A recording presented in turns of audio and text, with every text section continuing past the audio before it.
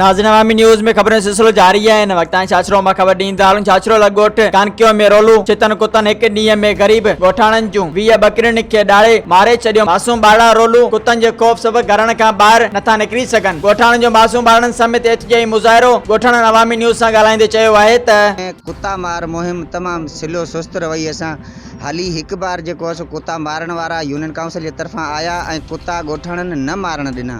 उन जो नतीजो इहो निकितो जो अॼु असांजे ॻोठ जा असांजा ज़ाती 11 पहरू बकरियूं रिढूं कुतनि मारियूं।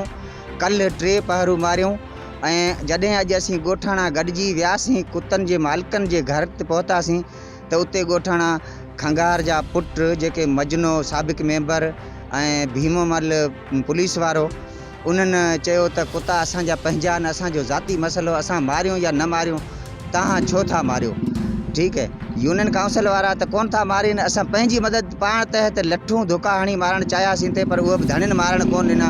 उन जे लाइ खुदारा कोई एक्शन खणो ऐं कुत्ता मार मुहिम तेज़ करियो जीअं असां मिसकिननि जो माल बची सघे। ॿारड़ा जेके स्कूल वञनि था उहे वञी नथा सघनि छो जो कुत्ता धारियल आहिनि। नेगवाड़नि खंगार जा पुट जेके मजनूमल ऐं ॿियो हिकिड़ो पुलिस वारो आहे उहो जमादार या सूबेदार सॾाए पियो, चए थो कानून सॼा मुंहिंजे हथ मझ पिया आहिनि। कुत्ता कोई कुत्तो यूनियन काउंसिल खां बि कंहिं कोन मारियो आहे। हू अॼु बि माल नुक़सानु थी वियो आहे ऐं कल्ह बि माल नुक़सानु थियो आहे। अॼु असीं मारण जे लाइ वियासीं त उहे असां सां विड़ी पिया। असां ज़ुल्म कुतनि जा हिते पहाड़ टोड़े छॾिया आहिनि। असां हिकिड़ो ॿारनि खे खाइनि, स्कूल वञण वारनि खे, ॿियो माल रोज़ाने था मारनि, काल्ह मारियूं अॼु मारियूं।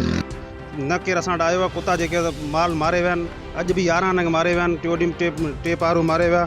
असांजो ज़ुल्म आहे, असांजो सफ़र गुज़र सभु इन माल ते आहे, चौपाई माल ते आहे।